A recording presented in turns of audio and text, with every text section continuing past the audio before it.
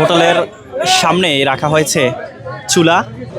এই হোটেলকে 7,000 টাকা জরিমানা করা হয়েছে।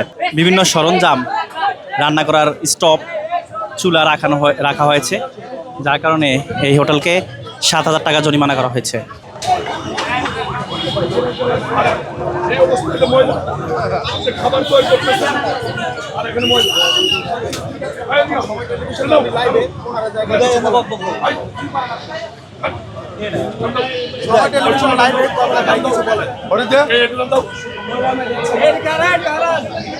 ফুটপাতের যে দোকানগুলো, সেই দোকানগুলো সরিয়ে নেওয়া হচ্ছে, অর্থাৎ উচ্ছেদ করা হচ্ছে। ডিএমপির যে অভিযান চলছে।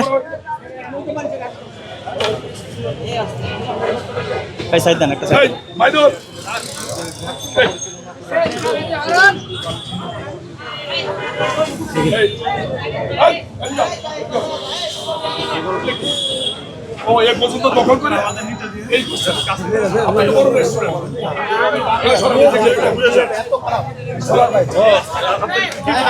আপনাদের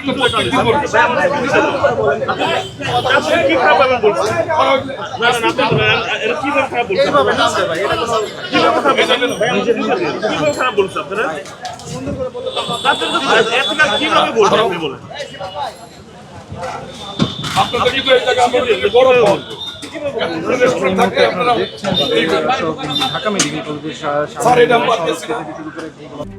RICL TMX, যুগের পর যুগ স্থাপনা থাকে মজবুত। হোটেলের সামনে রাখা হয়েছে চুলা এবং বিভিন্ন সরঞ্জাম, আপনারা দেখতে পাচ্ছেন। এই হোটেলকে 7,000 টাকা জরিমানা করা হয়েছে, দেখতে পাচ্ছেন।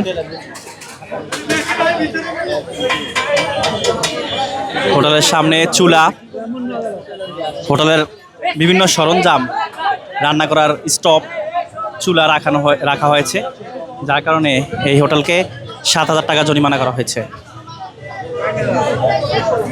ঢাকা মেট্রোপলিটন পুলিশের যে অভিযান চলছে 1 এপ্রিল থেকে, আজকেও চলছে সেই অভিযান, আপনারা দেখতে পাচ্ছেন।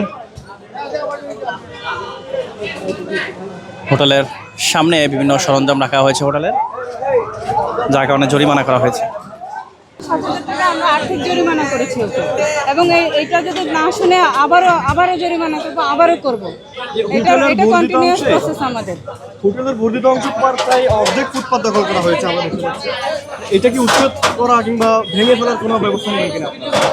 এটা আমরা সিটি কর্পোরেশনকে লিখিতভাবে জানাবো যে এটা ফুটপাতের উপরে এই হোটেলটা অর্ধেক অংশ এসে পড়েছে এবং জনগণের হাঁটার রাস্তা সে দখল করেছে।